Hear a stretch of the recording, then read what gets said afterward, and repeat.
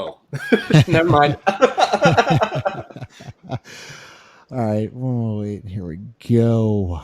What's up, and welcome back to episode 78 of Pro Pels Talk. It is the home of your last place in the NBA New Orleans Pelicans, presented to you by Boot Crew Media and DraftKings. Download the DraftKings Sportsbook app now. Use promo code, as you see in the bottom right, PPT.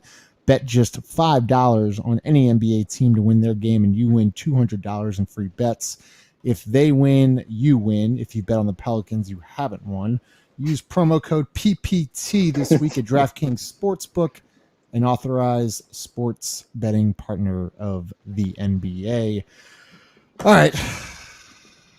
Well, Pelicans start 0-3. I don't know what to think. Elliot Clough, Chris Connor, thanks for joining. By the way, Chris, your stuff on Space has been fantastic over the last couple of days. It's keeping me sane, actually. But how are y'all doing tonight? Surviving, man. The Pels are killing me. Most people know that I covered the UNI Panthers where I went to college, and they upset the number 6 team in FCS. So that's keeping me going. Yeah, nice. They're really Congrats. good. But the Pels are killing me in the process. Go ahead, Chris. Well, I'm currently surrounded by rain, which isn't that much different from the Pelican season that we watched so far. So everything seems to be going okay. It's about normal, yeah. So let's talk about it. Pelicans start off 0-3, and they lose the home opener against Philly, which I think everyone kind of expected, but kind of got blown out. I'll start with Chris and then go to Elliot, but got blown out in Chicago and then 30 turnovers last night in Minnesota.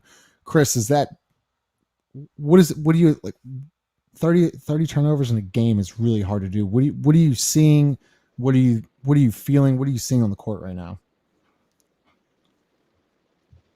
I think that you attribute a lot of this to number one, a team expecting a certain individual to be there that isn't right now, which has kind of had them to ad lib on the fly. And you just have a bunch of pieces that don't, they aren't necessarily made for, to work with the current cast of players you have right now. So you have players overcompensating, trying to do too much. You have Willie trying to figure out what players will work, what lineups will work. I mean, it's a lot of experimenting going on right now. And when you play 3 teams in a row that seem to, at worst, just be comfortable and sure of, what they're doing night in, night out, lineups, rotations, it's just been a tough setting for them. Now, the turnovers, we've in the spaces, man, we talked about it. It's just, for whatever reason, it's been following this team since, Boogie arrived. And it's just, I don't know what's going on. Different coaches, different players, different styles. They continue to find ways to turn over the basketball. It's encouraging that your leader, Brandon Ingram, said that he feels like he's one of the problems and he's going to have to, work to fix those things. But yeah, man, I mean, it's gonna take some time, and even once Zion comes back, it's gonna take more time. We're just gonna have to be patient and hope that there's some type of light at the end of this tunnel. Elliot, is there a light at the end of the tunnel? Man, I hope so. I think Zion's going to be a big part of that, obviously. And we talked about it before we started recording, is that you take away the number 1 player on your team, it's going to affect literally everything. I don't care if you're the Lakers. I don't care if you're the Sixers. I don't care if you're the Nets. You take away the best player, it's going to affect at literally everything, especially when the roster is literally centric. It's surrounding Zion Williamson, the best player on your team. On top of that, very little continuity on this team. A lot of youth. And then you got this year's. I don't want to make Garrett Temple the scapegoat or the reason why this team is losing, because Twitter's already done that, right? It's done. Yeah. But massive negative in every single game. Last night, -20. The only other minus was Najee Marshall who's not been good this season so far. Also, like I said, lack of continuity in terms of players, but also lack of continuity in terms of the coaching staff as well. Because I mean, it's been 3 different head coaches in 3 years. That doesn't help. I'm going to quote you to a T, Justin, as you said, I'm frustrated, but I'm not freaking out. That's where I'm at. Yeah, I think we're frustrated that this team isn't fully healthy, and you haven't seen this team really be fully healthy for a while now. And one thing I do want to talk about, and Chris, you pointed out that Brandon was saying he's got to get better defensively. I thought Brandon has been fantastic the last 3 games. Teams are loading up on this guy every single night, and he's still producing. I think he's averaging 27. I might have tweeted 27, 7, and 6 or something ridiculous like that. But in my opinion, he's making winning plays. And when I say winning plays, I come to this play right here, right? So fast break. Again, look at this. He never did that last year. He never once took that right in the chest. I mean, he takes the charge. That was a big momentum swing there. I think the Pelicans actually go on a 10-0 run after that. I'll start with you, Elliot. What are you seeing from Brandon? Because I do see him caring a little more than last year, and I do see that he's trying to be that leader. Yeah, caring a lot more than last year. You showed that play, but was it the first game against the Sixers where he swatted that ball? We'll look at this again as you got it on the screen where he takes the charge. Never saw that from BI last year. Never. That swat where he blocked the ball. It was on the baseline. Was that against the Sixers? I think it was against it was against Philly. He taps and then he went, and then he went coast to coast. Like BI, we knew BI was incredibly talented, but he didn't have that level of buy-in that he does with Willie. And this team, I mean, we talked about it in the preseason. They're having fun. They like each other, and they are. You can tell there's a difference in demeanor. I know people are still calling for them to have that dog or whatever that is, but you can tell these guys care on a different level this year. And whether that's because of Willie, whether that's because of their new teammates, I firmly believe it's because of Willie. I love what we've seen from BI. He mentioned accountability in terms of his turnovers too. He had 7 last night, led the team with 7. But he is different defensively, especially, and making the effort plays this year. And that is going to permeate throughout the team. It just is, because he is the leader of this team, whether he's quiet or not.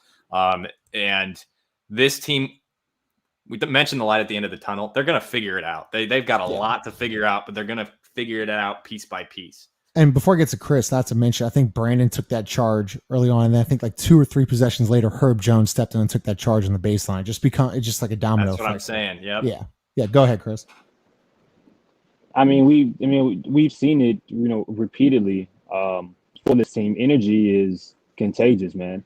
And when you watch them make runs throughout games, you just see a different level of juice is involved. And normally it's plays like that, big defensive play, just something that goes beyond an individual scoring a basket. And I mean, and sometimes maybe, it might be a big dunk that gives energy. But for this team, they seem to be energized by being able to take the basketball away and finding a way to turn the ball and finding a way to get stops. That's what's bringing them juice, because, the offensive side of the ball is a struggle right now. It just, it is what it is. Their identity right now, and we talked a lot in the spaces that I've been, involved in about identity, but their identity right now is rebounding the basketball. It's gonna have to be finding ways to play solid defense, take away the basketball, and score in transition, because half court just hasn't been working for them right now. In regards to Brandon, I mean, look, his words, his actions are matching his words. Yeah. And you can attribute that to Willie. You can attribute that to him deciding that this is the time for him. And I mean, but you guys are right. He's giving it everything that he has, no matter if they're down 10 or down 12. His body language may not always be where you want it to be, but he's giving it. He's not giving up on plays defensively. And we'll have to see if they continue to lose, if that continues from him. But I mean, I don't know what else you want the guy to do. I mean, if he's averaging a career high in multiple categories to start the year, where every drive he takes is 6 arms and counting that are waiting there for him, right? Teams are loading up on him and are making him, they want others to beat them. And as they should. So putting all that into perspective, and he's had slow starts in multiple games, was found a way to kind of get things going at some point. Yeah, man, I don't have anything negative to say about Brandon. That charge, since he's been in New Orleans, I don't think I've seen him take anything like that. Not one time. Especially not And down that's 10. why. There's two Yeah, things that I exactly. have to say in this regard is that I think it was last night when they were down 16 and then things finally got going a little bit. Yeah. I think Jonas got a layup and they were back on defense and you saw him clap and say, "Come on." Where this energy was not around the last 2 years. That's a big thing. And I mean, and the offense, it's not due to lack of talent. That was the problem last year. It was lack of talent. Now it's just figuring shit out. Yeah. Yeah. And listen, and y'all pointed out new guys, right? Devontae, Herb, Trey. And then you're trying to piece me with Brandon Ingram and Nikhil Alexander-Walker, who's now taking the next step as a starter, and he's got to be that guy now, especially with Zion out. And he had a rough night last night, but listen, he'll be fine. He's a guy who can score. I like his confidence. He'll bounce back just fine. But let's talk about the bench because that's been a problem. And you saw it last night. Willie Green made that adjustment. Like Satoransky got a DNP. I don't know how Garrett Temple closed out the game last night. We're not going to talk about that. That was very odd. Even Schmidt was pretty pissed about that. That was a little weird, but his minutes kind of came down a little bit, and you saw more Kyra. And I want to talk to y'all about this right now. Is that I'm trying to give Kyra the benefit of the doubt. I want him to get some PT, but my God, it looked like Pat Bev stole his soul last night. I mean, he didn't want to touch the ball. At one point, we had to get Garrett Temple to bring up the ball. And if you got Garrett Temple being your point guard in the second unit, you're going to struggle.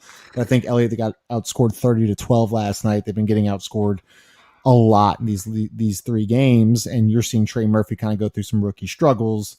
But, I'll start with Elliott first. How does this bench get better? Because, I mean, maybe the addition of Josh Hart obviously coming back will help. But, looking down that bench, someone needs to step up. Yeah, and I mean, it comes down to whether or not Willie thinks putting Devontae or Nah in that second unit too. Something's got to happen. Something's got to change because you can't win basketball games when your bench scores 12 points. It's just not going to work. Like BI can average 27 and 7, and Jonas can put up whatever he put up last night. I'm going to look at it right now. 18 and 17 or something ridiculous. 20 and 17. 20 and 17. But I mean, it's just clearly not working. And we've talked about depth, and this team does have depth, but they have depth when Josh Hart and Zion are both healthy. Yeah. And you have Zion in the front in that first 5. So somebody's got to step up, like you said, which, I mean, is Trey going to start hitting threes like he did in the preseason? That's a big question. Is Herb going to be able to add scoring to what he's already doing, which he was awesome yesterday, and he scored like 2 points? Yeah. To me, it's whether or not Nah and Devontae are going to be demoted. That's not the right word, but put on the bench and brought in as a 6th man to score and run that second unit. And it can be, I really lean Devontae in that because he's such a confident scorer and he can create his own shot. And not that Nah can't, but Nah just plays so much better when there's another focal point of the offense and he's not the point of attack. Sure. Chris. I agree with you on the fact that if the bench is to change, that it's going to start with one of those guys, Nikhil or Devontae. I think that another option that you have is maybe taking Nikhil out or Devontae out earlier in the first quarter, and then bringing them back in the beginning of the second quarter to run with the second unit. You can argue about who fits better. My only issue is that if you make Devontae that guy, you're still limited in what you can do, right? Because right now, Devontae is offering 3-point shooting, and he's somewhat running the offense, but he's not getting to the basket. He's not shooting mid-range jump shots. He's not doing any of those things. So you're kind of, if you put the strength of your, to my surprise, and I mean, as I've been thinking since Devontae arrived, that he was a 6-man kind of guy, but without Josh and without Zion, it complicates things. I think, given what you have, I think you probably are better off with Nah because of the things that he can provide. Being closer to a 3-level scorer in regards to. I mean, I don't think he's there yet, but I think he's closer to that kind of guy who can do multiple things with the basketball than Devontae is. But I mean, either way, it's a rough situation. I mean, you're missing two important guys, and on top of that, other guys that you thought were going to produce or that you kind of penciled in to produce, they aren't, right? Like Sadaransky was supposed to be a guy coming off the bench who could provide you some type of veteran um, presence at a point guard, at a guard position. He's not doing it, and he when he has the basketball, he's not being aggressive. So Right. individually, Right. that causes an issue. And Najee Marshall has been a complete no-show offensively. He's not looking for his own consistently at all. So I mean I don't know where the answer lies, because I don't even know if it's not a gram of that, how much that helps you. But I would say sub Naw out early, run your offense through Brandon and Jonas until then, bring Naw in at the second quarter, and maybe try that out. Because regardless, I think that they're limited in what they can really provide you right now. Yeah, and I wanted to get y'all's thoughts on this too, because one guy you failed to mention is Jackson Hayes, and once again another slow start. Man, a lot of people are high on him. You heard a lot of things right in the offseason. He's banging home threes and things like that, and like you haven't. I don't know if he's even attempted a three this year through 3 games, but man, he just looks lost. And Chris, I don't know. Is it once again he had the whole thing happen in the summer and he missed summer league, and then he gets hurt in preseason, he missed preseason, and do we need to be patient with this? But it's starting to become year 3 now. Like you need to start seeing that jump, and I haven't seen it yet. I'm sure that the things that took place in the offseason with the LAPD, and I'm sure that played a role in spraining his ankle. But at the end of the day, when you're looking at Jackson, he's no different from the player that left last year. Like and I think eventually those threes will arrive. He will be able to knock down shots. But we're talking about what he can provide you on either side of the floor. He's not there, right? He's not a plus rebounder. He's not a guy that I think he can offer some rim protection, but no one's afraid of attacking him.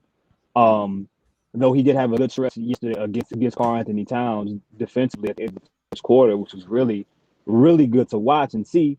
But, offensively, you can't dump the ball down to him. He hasn't figured out a move that he's comfortable with catching the ball. He tries, little hook shots, but it's not going to be something that you can consistently rely on. And if a team puts their body into him and they take away his lob, he's almost no-show offensively. And Willie wants to use that part of his game. Willie's just not going to let him just sit up at the three-point line and play 5 out. Right. So throwing all those things into consideration, and his body isn't there yet to be able to be a force or physically, throw his weight around, and he's not skilled enough to be able to do anything once he catches the basketball. His best bet is in transition when they're able to run, throwing alley-oops, or being able to shoot a 3-ball. And they haven't found a way to make that work yet. And I don't even know if you can blame him for that right now, because he's another guy that's going to benefit from a guy like Zion being there. They were, in their mind, I'm pretty sure a lot of lineups that they were going to run had Jackson and Zion next to each other for periods of time. So, but if we're talking about an individual, he's really no different than what you've seen over the past 2 years. A little bit stronger, maybe a little bit skilled, but it's hard to use him in those ways when the most important piece of this puzzle is going to create him so many looks isn't available. Right. Man, having Jackson if Jackson would have been available for Summer League, Point Jackson, that would have been huge. Not not drastic, but it would have been a hell of a lot helpful. It would have been very helpful. And it's just, I feel like he can't catch a break. And once again, another slow start. And I'm not trying to harp on the guy. I know he's going through some stuff, but this is year 3 now. And as to Chris's point, like, what has he gotten better at? He hasn't gotten better rebounder. He hasn't really added to his bag. He's gotten a little stronger. He has no post moves.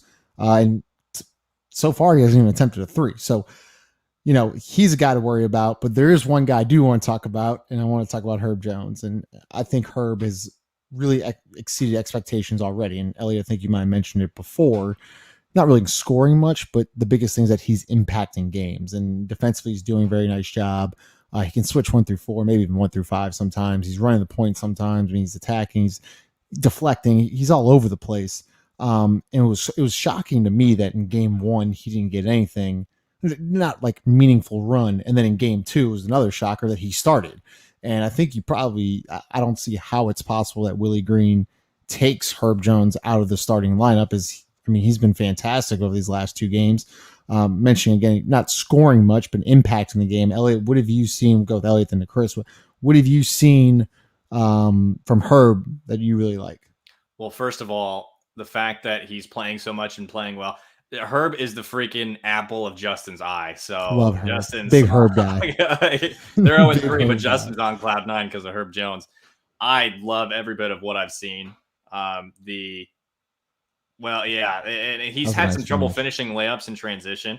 Other than that one, obviously, mostly, his body control, his length, his effort is clearly there defensively, especially. They're trusting him to guard pretty much everyone. His basketball IQ is through the roof.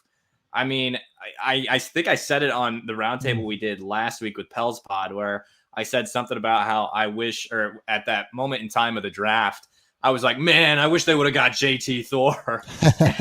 And now Herb is looking really good, and his passing and ability to bend his body around the basket, like we just saw in that pass to Jonas. It's also really nice having a center in Jonas that doesn't necessarily have butterfingers like Steven Adams did. Right. But his basketball IQ is very, very high.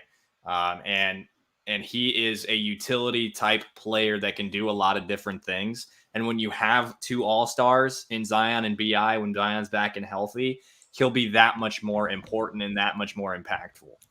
Yeah. Chris, what are you seeing from Herb that you like? He's just doing shit. Exactly. That's a great he's just doing shit. There's no other way. Like, if doing shit was like a stat or like an analytic we could look at, like, his number would be high, right? Yeah. Like, he's not scoring a bunch of points, right? He's not. He had a few rebounds yesterday. Like, his turnover, like his ability to force turnovers, it's not going to show in a bunch of steals or blocks necessarily as of yet. It's not anything that's going to jump off the screen. When you watch him play, it's like he's somebody, like he's something, right? Now, I think what's important for him is that he just has to continue to build off of that. Yeah. It's fun, and it's welcoming to see somebody that is able to impact the game consistently, and everybody is in agreement that this guy is worth being excited about, and the box score just won't show it right away. He's giving you everything that you want for a person in his situation, from a guy that when he was drafted we thought was Birmingham bound. Right. And maybe he was without injuries. We don't know. But I think that for him, the ability, and I think it was Fish who's with us at the Bird Rights, that pointed out that lineup, that starting lineup so far through 3 games, is one that has one of the best net ratings in basketball right now. You can take what you want out of that in 2 games and matchups or whatever, but it's important to see that Herb's able to make things happen. Maybe he's driving, his finishing isn't there yet. He got fouled a few times. He didn't get the call. His hands are getting in the way consistently. The deflections are there. He's gonna drive. He's making the right basketball play every time, and I think that's important for this team. Yeah. I made this comp before we started recording, and Kevin Barrios, if he listens to this, he'll nut. Mikal Bridges is the hopeful comp. Like, he's not there shooting, obviously. He'll have to really, really work on that shooting, but that's if he can be that, that's the type of player that can fit on literally any team, and that you need on championship level teams. And I was mentioning to you before, Elliot, what I love about Herb is that he's the 4-year guy at Bama. So, right, like he was under Oates for a couple of years, and he's been in the big games. He understands the game, high IQ guy. And that's why I think you see Herb not really struggling much with the NBA speed as much as Trey Murphy and maybe Kyra Lewis. He's been there for 4 years, been SEC is probably one of the better basketball conferences now. But he's a 4-year guy, high IQ guy. And yeah, I saw it in preseason. I saw it in summer league. Like, he's a great player. Now, is he a good shooter? No. Can he get better? Absolutely. If Lonzo Ball can get better, anybody can get better, right? Fred Vincent, with Fred Vincent, all things are possible. Yeah. So basketball 413. Exactly. So the shot making ability doesn't really scare me much as Chris was pointing out. He's deflecting balls, he's rebounding, he's defending his ass off. He's doing a lot of the small things that you need to be as a good team. Now, is the record reflecting it? No, we're 0-3. And that's what I kind of want to segue into. I'm interested to see how long this goes. Now, I'm hoping we get a win tomorrow, as Chris was saying before he jumped on, but say this team starts 2-8, 3-9. They've done it before. They did against, Alvin Gentry 2 years ago. They started 1-7. How many games did they lose in a row there? Oh God, they started off 0-5, then they went 1-5, then I think they went 1. It was like 6-22 to start the season. It was bad, but guess what? Guess who was missing that year too? Zion Williamson. That's how much he affects your team, and that's why I'm terrified that as long as Zion sits out, this team's, you take any all-star 26, 6, and 60% from the field, they're not going to be good. I desperately miss Zion. I was tough on him. I miss him, though. You're going to miss 26 points per game and 60% from the field. But I don't think comes back for another 2 weeks. Is that fair? 2 weeks? Chris, I'll start with you. Is David Griffin legitimately on the hot seat right now? Right now. I see you thinking right now. Is he legitimately on the hot seat? Man. I can see smoke coming out of his ears. He's thinking so hard about but let me ask you, and I've been very critical about a bunch of things in regards to Griffin. But let me ask you, what does firing him do right now? That's my question. What is it? What does it do? Let me answer a question with your question. Do you think David Griffin and Zion Williamson like each other right now? Yes or no? I don't think that they have a great relationship. I don't. I think that if you get off David Griffin, I think that Zion takes it seriously. I don't know why I have. It's like working for a boss. You hate a boss. You don't really like Yeah. you don't really agree with them. You don't really wake up in the morning damn, I want to go. I just feel that tension there. I just do. We talked about this when I compared Griffin to Stalin. I just I don't know, Chris, man. Listen, what does firing Griffin do? Right now, nothing. You're right, but because look, I was under the belief that if they didn't make the plan this year, he was going to be gone. I think a lot of people believe that. Yeah. I am under the feeling, but my worry with that is that if you fire Griff, do you lose people like Trajan Langdon? Do you lose people a lot of people that have been brought in? Because to me, he's a guy that I would like to be in the forefront in regards to having communications with these players and making some of these moves. I know he is technically the general manager. Chris is breaking up on us. Chris, repeat what you just said. He's a guy that doesn't want to be in the Chris, camera. can you repeat what you just said? Oh, you kind of broke up. Can you repeat what you said? No, I said that I would like to see, if you fire Griff, do you lose guys like Trajan Langdon? Do you bring in what route do they go from there? I would like Langdon to be the guy that you can fully put your trust and believe in as the general manager. He doesn't want to be in the spotlight. He doesn't care whether or not he gets credit for situations or the things that goes right or wrong. He just wants success. And I think that people around will have, you got a better chance of people believing in what Langdon is presenting, Cash and company, than you do of Griff. That's just my opinion. I just worry that, what route do they go from there? If you fire Griff, do others go with him? Are you forced to completely rebuild your front office? That would be my worry. If you fire, based on what we've heard, who wants to go with him? And and it's not that they'd be actively leaving on purpose because Griff left, but if it was sort of a mass firing, then I could understand that. But from what I have gathered, I could be wrong on this. I don't have a source saying anything like this, but from what I've gathered, Langdon's been doing a lot of the evaluation and have been a big part of who they take in the draft. And people like to praise the front office for, they got the draft right. Well, it's not really Griff in that circumstance. And I mean, and like you said, Trajan doesn't really necessarily like to be in the spotlight. When he does talk, it's, yeah, this happened, we did that. Yep, this is why we like this player. Right. Okay, bye. Back And that's to what work. you want. Yes, exactly. Like there are multiple player teams in the NBA where, I mean, I've been on radio shows that I say I don't even know this GM's name, and it's kind of the way it should be in a degree. Like obviously you're going to know these guys because they're part of the team that we're covering, but I mean it's better that way in my opinion. You want to focus on the players, you want to focus on the coaches, and maybe a little bit front office depending on if you're covering a specific team in a specific city. Chris, I wanted to, good point, Elliot, but I wanted to, Chris, you mentioned if we fire Griff now, will others go with him, right? Where do you think he'd get another executive job after this? Like, do you think, like, honestly, he could like poach people away and be like, "You're coming with me. You're coming with me." For a bad team. No. I mean, I just like I guess my worry is, of course, if you fire Griff right now, I don't think everyone leaves. I don't believe that. But what I wonder is going forward, like, do you bring in another president of basketball operations that decides to bring in his own people or her own people that they trust, and then you use Langdon? That's more so my worry.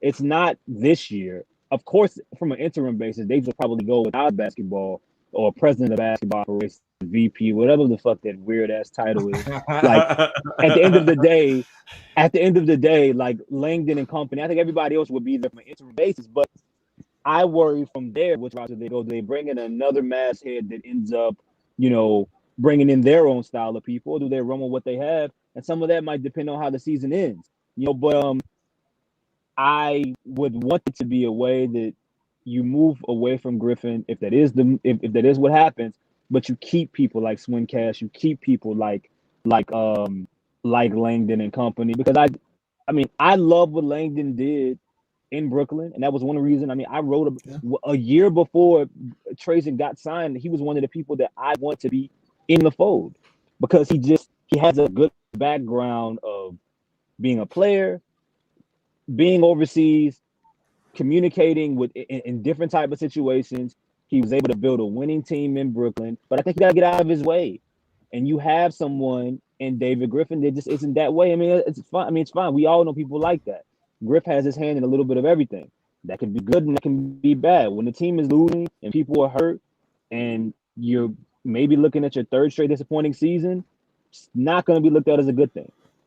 And Chris, he built a great team in Brooklyn. They had some success before they obviously went to go get KD, Kyrie, and Harden. They trade all those guys away. But he also, you got to think that Trajan got Willie here too, because right, they were in Phoenix. Remember, him and Bi were hanging out in Phoenix, and I feel like he was kind of the head search of that to get Willie Green in New Orleans. So, listen, I'm not saying that Griffin is going to get fired in the next couple of weeks. I do think though that you start 2-10. Like I don't know how he plans on keeping his job. Like I had the same thing, Chris. Like I thought that if they missed the playoffs this year, this would be his last year.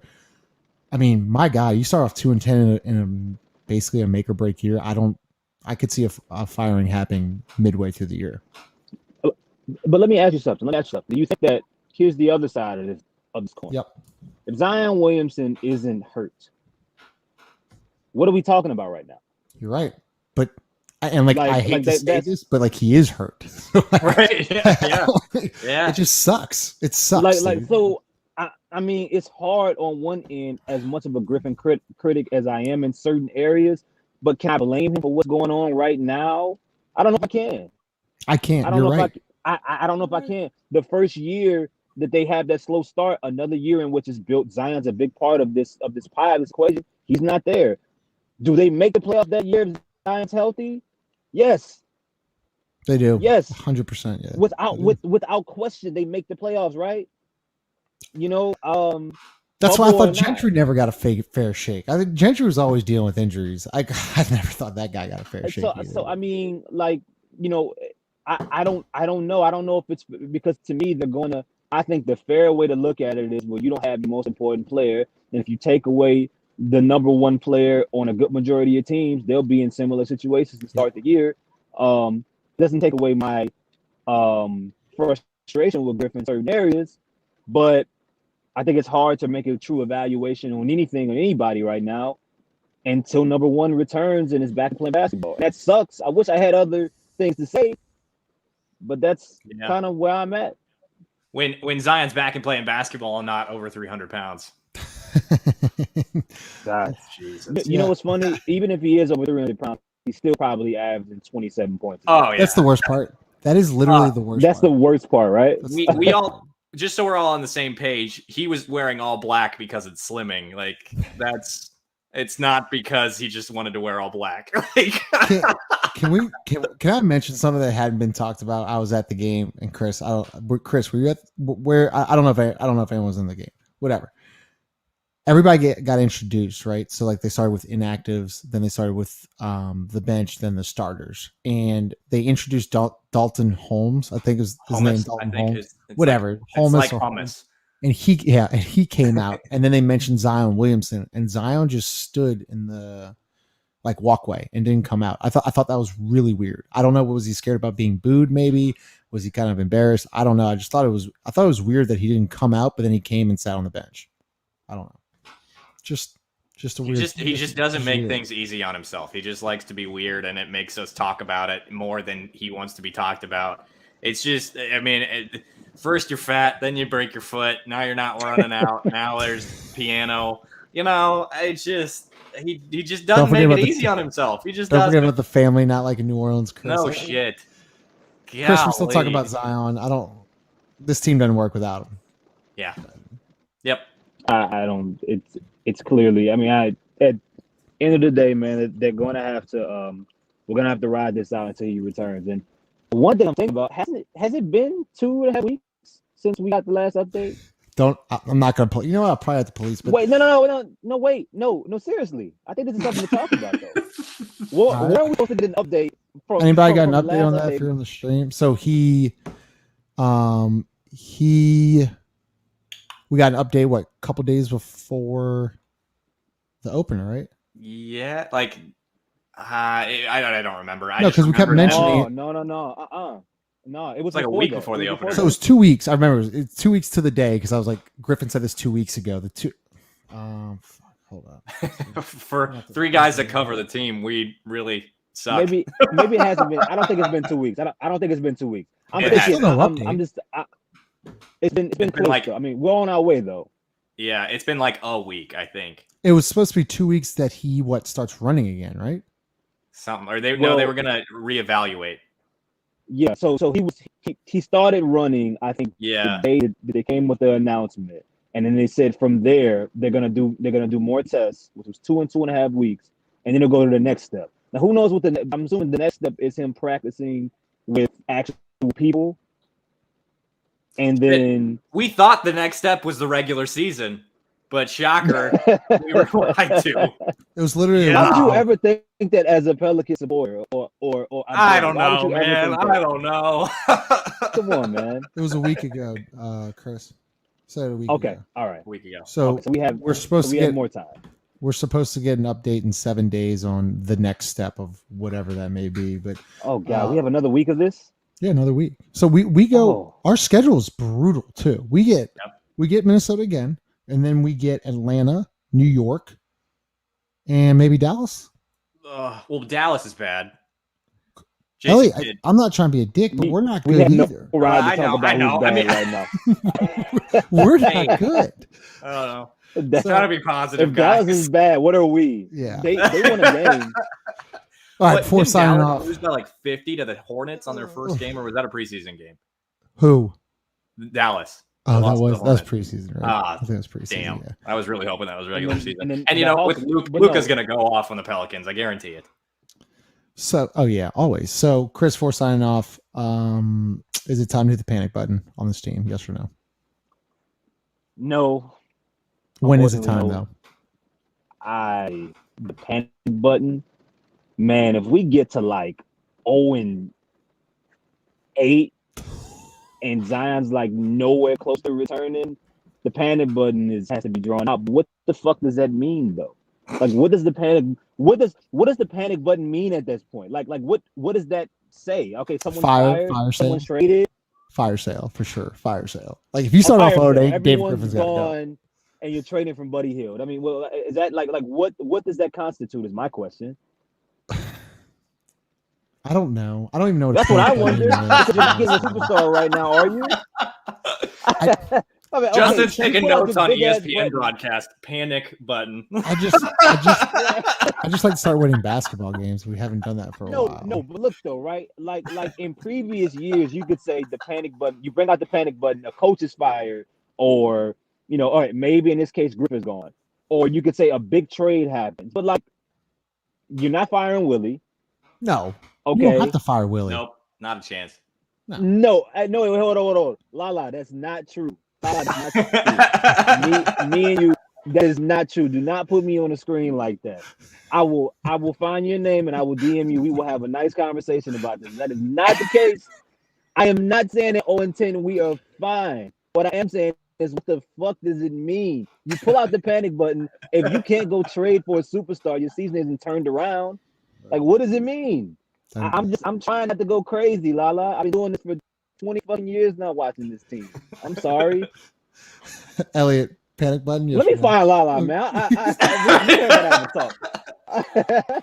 3 games in. 0-3 without Zion. Fuck no. No. I put out that tweet after that second game and said, we are 82 game season. Breathe. And I meant it. Golly. Can we just not be prisoners of the moment all of the time? All of the freaking time. Let's just why would we put Owen go out there? Grass, right? Chris is so upset. Let me bring up Lala again, and then she's giving me the skulls. 0-10? Oh man. No, it's God. Why is she on my head right now? What's going on? All right. Jesus. I don't think it's time to panic. It's not time to panic. I just worry the biggest question, when does Zion come back? Because when Zion does come back, the team's really good. Yep. Like, and I do mean really good, because that team becomes a lot deeper now. You can move Herb to the bench. You can move, like, maybe even keep her. I don't know. You can, like, you have just so many different options with Zion back in.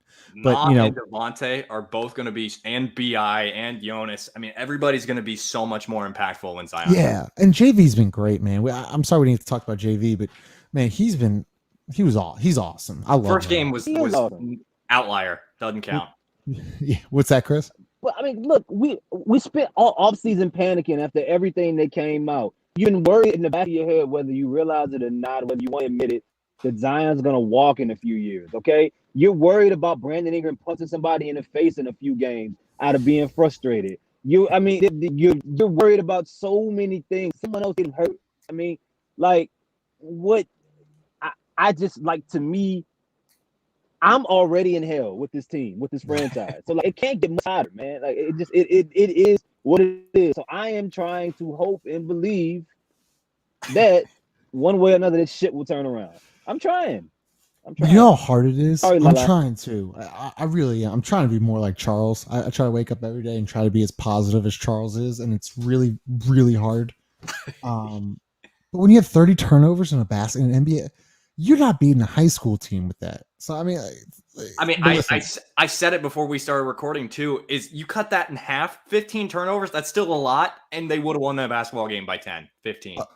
Yeah, I think I saw this stat that Nall went 6 of 24 and they had 30 turnovers. So it's 48 empty possessions between the turnovers and Nickeil Alexander-Walker alone. So I mean, it's insane. It's literally insane. They lost by what, 6? Garrett Temple is alive. That's not helping us either. Garrett Temple closing that game is like the ultimate just realization of where Najee Marshall is right now, because he's supposed to be the guy that was closing there. Yeah. He was right? Awful. He was bad. Him and Kyra were really bad.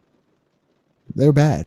And we have to talk about this too. Obviously, we don't want to go too long, but Trey Murphy has been timid, and he's just rookie nerves. Like, I'm not worried about it, but that has been a big piece that's been hurting the team as well, because I mean, he was just knocked down, and he will be again. This is just it's early on. He's a pro for the first time. I'm not worried about it. I just thought it was worth pointing out. Yeah. I mean, they're gonna be fine. Listen, 0-3. Pelicans play guess this podcast out tonight, but tomorrow Pelicans play Monday against the Timberwolves, and then are back home in the Smoothie King Center to face the Hawks and I think the Knicks. I mean, there might be a game in between, but Chris Connor, thanks for joining me. Elliot Clough, two awesome guys. Love their stuff. Chris, keep up the great work with the spaces. They're great content. If you haven't, make sure to join the spaces after the games. Elliot, there are some real people in there that don't like cover the team like we do that know their shit. Yeah, it's impressive. You gotta tune in, and if you want to contribute, I mean, Chris lets anybody and everybody in, and it's awesome. I really enjoy it. Yeah, is that like your new thing, Chris? That's pretty much my new thing. I need therapy too, man. Like I can't. Like I watching these games sometimes, man. You need. I think someone said it in space. They were like, you know what? It feels good to know that I'm not the only person that's going through this headache. Yeah. And it's cool to have people, that are passionate about the team and or people that, that give other perspectives, and watching the people to be showing up and snooping around like we don't see them. Trey Murphy's dad pulled up, and that's awesome. I'm like, hey, like what do I like? You want to come talk? Like what do I say? You know what I mean? Like, what's funny? I've interacted with his mom. On Twitter.